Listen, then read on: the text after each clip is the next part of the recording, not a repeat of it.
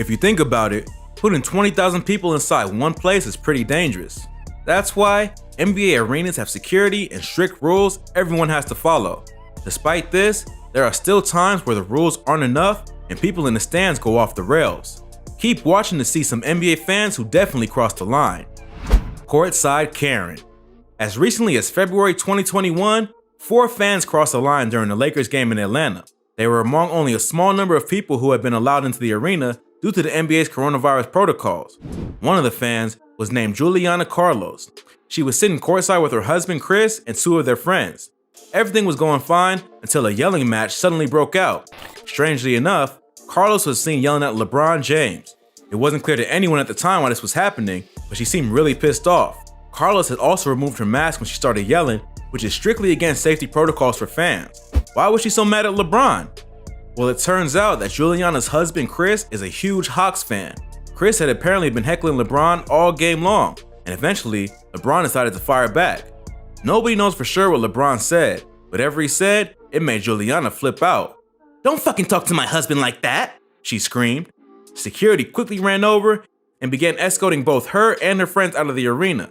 Juliana also went on social media that same day and told LeBron, "I will fuck you up."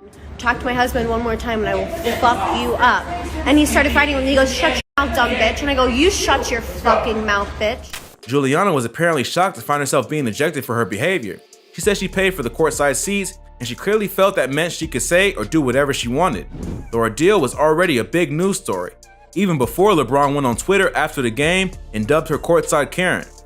This tweet got tons of attention, even by LeBron's standards, and launched the story into the spotlight. One ironic part of the story getting so much attention is that Juliana Castro gained 80,000 new followers on her Instagram page. If her goal was to get attention, she definitely pulled it off. However, if her goal was to gain anyone's respect, she failed completely. Get off of me. When you sit courtside, you're taking a risk.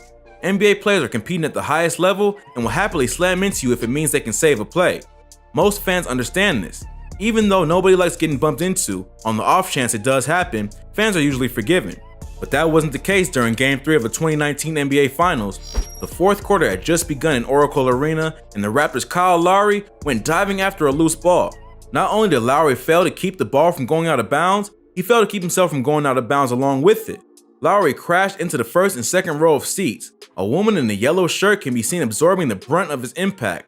Lowry basically ended up sitting in another fan's lap. As far as we know, nobody was injured. However, for no apparent reason, a fan sitting nearby who wasn't even hit by Lowry reached over and shoved Lowry. According to Lowry, the fan used vulgar language towards him. Lowry didn't reveal what was said, but it's not too hard to use your imagination. Lowry remained calm and simply notified the referee, who in turn notified security. The man was immediately thrown out of the building. He was also apparently fined a whopping $500,000. This sounds totally crazy, but then again, he did buy a courtside seat at an NBA Finals game. The dude's not broke. In a press conference after the game, Lowry told reporters he hopes the fan never comes back to an NBA game. As for that fan, there's no place in him for that. You know, he had no reason to touch me. He had no reason to reach over 2 seats and then say some vulgar language to me. There's no place for people like that in our league. And hopefully he never comes back to an NBA game. If you go, I go. Fan ejections are pretty rare. Player ejections and fan ejections that happen at the same time are even more rare. One of those rare occasions was in Boston TD Garden on January 8, 2020.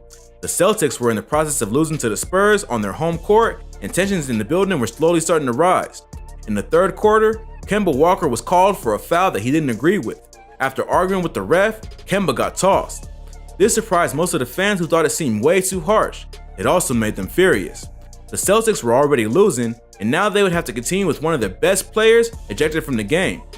One fan in particular got so worked up that he threw a beer can onto the court. This sprayed liquid everywhere and could have easily hurt somebody. Not only was the fan instantly ejected from the game, he was also arrested. The game had to be briefly paused while staff mopped up the mess. Several people spoke out against the fans' insane actions, including the Celtics' Gordon Hayward. "We can't have that," he said. "I love our fans, I love our passion, but we've got to stay away from that." For all the trouble this wild fan caused, he made absolutely no difference. The Celtics lost by 15 points, and he got to spend the night in a jail cell. But if you think that's bad, you won't believe the next story. Ejected, then killed. Getting ejected and thrown in jail is probably going to be the worst day of any NBA fan's life. But for 34-year-old Sukhvir Dio, things turned out a whole lot worse. During a Raptors playoff game in 2016, Sukhvir was ejected from the arena by officials. He got ejected for heckling the referees. It's normal for fans to heckle sometimes, but in order to get thrown out, Sukhvir must have totally crossed the line at some point. Sukhvir left the arena willingly, and that seemed to be the end of it. But tragically, for Sukhvir, it was soon to be the end of his life altogether. Just 1 month later, Sukhvir Dio was shot over a dozen times in downtown Toronto. The shooting happened in broad daylight, and Sukhvir was killed instantly. The shooting is thought to be gang-related. 2 men were seen running away from the scene, and police even obtained a photo of the getaway car. Yet, somehow, no arrests have been made public. Nothing excuses misbehavior at an NBA game, but while Sukhvir Dio may have crossed the line, he definitely didn't deserve the tragic fate he met. Fake whistle. When fans get ejected, it's rarely because they did something smart. However, back in 2009, a Utah Jazz fan crossed the line and messed up the game in a way that was honestly pretty clever. The Golden State Warriors were in Utah for what turned out to be a close game. With just over a minute to go in the first half, the Jazz were up by just 2 points. Warriors point guard CJ Watson made an insane pass to Ronnie Turiaf, who tried to score at the rim. But then, something pretty weird happened. Watch and listen. In all likelihood, make the pass. CJ to a rolling Turiaf, and Ronnie will get to the line. Or not. There was an inadvertent whistle. That whistle came, every player stopped. Was the whistle from the stands, or where was it? And then Salvador is going to allow a steal and a dunk when every player stopped on the floor. Ron Nelson is beside himself. There clearly was a whistle on the floor because all 10 players stopped. Initially, Jazz center Mehmet Okur thought he'd been called for a foul. You can hear him yell in disbelief and turn to stare down the refs. But something in the ref's expression must have made him realize that no foul had actually been called. The confusing sequence produced a wide open fast break for Kyle Korver, who scored an easy dunk at the other end of the floor and stretched the Utah lead to 4. After the play, the officials quickly realized what was going on. Security was sent into the stands to look for the fan, while the announcer said over the PA, "If that is your whistle, I would swallow it immediately if I were you." Part of you almost hopes they never found the guy who did it, but it turns out they found him right away. He was only a few rows back from the Warriors bench, and he was even wearing a referee's shirt. Maybe not as clever as we thought. Controversially, however, the officials decided that Korver's dunk would count, even though it only happened because of a fan screwing with the game. The Jazz went on to beat the Warriors by just 5 points, so the difference this ruling made was not small. The Warriors, and especially coach Don Nelson, were really mad about the whole thing, and it's hard to blame them. Watch your mouth. Klay Thompson is one of the calmest people in the NBA. Thompson was fouled hard under the basket. He ended up flying past the baseline and ended up right in front of a fan sitting courtside. Maybe because it happened right underneath the basket, you can hear a lot more of the chatter in the clip than in others. Imposter syndrome. It's a common problem in all sports. Fans who run into the game. It happens in basketball, just like it happens in baseball or football. What you don't see very often is a fan pretending to be a player and actually getting away with it. Somehow, in the Smoothie King Center in New Orleans, a fan pulled this off. During the Pelicans warm-ups, a fan dressed in a fake Pelicans warm-up suit snuck his way onto the court and started acting like he was part of the team. Amazingly, nobody noticed except for one lucky fan who caught it on camera. One of the Pelicans' real players even passed this guy the ball without realizing he was a total stranger. Unfortunately, this was also what finally caught the attention of security. The man chucked up a terrible jumper, and after seeing this, the police walked over and grabbed him. Guess it was pretty obvious he wasn't a real player after that. The grumpy officer had no sense of humor about it, and that's a shame, because it turns out this man was actually a well-known comedian. Tony T. Roberts has been featured in HBO's Def Comedy Jam and performed in clubs all over the world. He's also a successful actor. Whether it was Tony's idea or just a dare from a friend, it was hilarious. It may never be pulled off again, certainly not in front of that same officer. Where am I? When fans run onto the court, they usually know exactly what they're doing. But during a Nuggets playoff game in 2002, a fan didn't run onto the court. She wandered. Why this happened is anybody's guess. But during the final minutes of the second quarter, a woman started walking onto the court as if she were walking into a Taco Bell. Of course, she was grabbed by security within seconds. To make things even weirder, she seemed totally surprised. She gestured with her free hand as if to say, "What? I'm just walking." In the slow motion replay, It looks like she almost intercepted a pass before being stopped.